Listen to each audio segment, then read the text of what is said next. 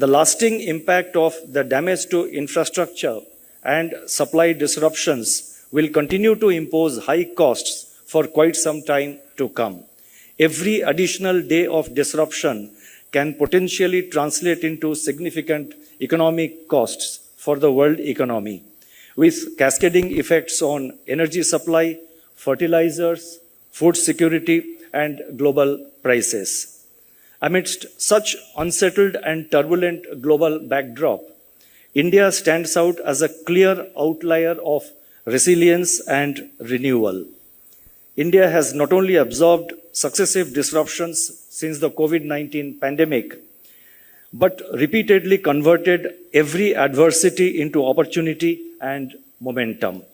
The Indian economy has delivered an average annual GDP growth of about 7.4% between the years 22-23 and 25-26, making it the fastest growing major economy during that period.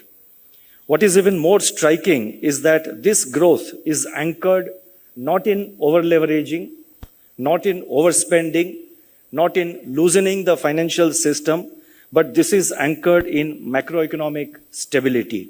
That is, contained inflation, prudent fiscal consolidation, a resilient financial system, and strong domestic demand. Growth and stability have moved in tandem, reinforcing India's emergence as a key pillar of growth and stability. The fiscal position of the Government of India is stable, with a decisive shift towards more of capital expenditure and infrastructure spending. The banking sector today stands out on a much stronger footing than in previous business cycles.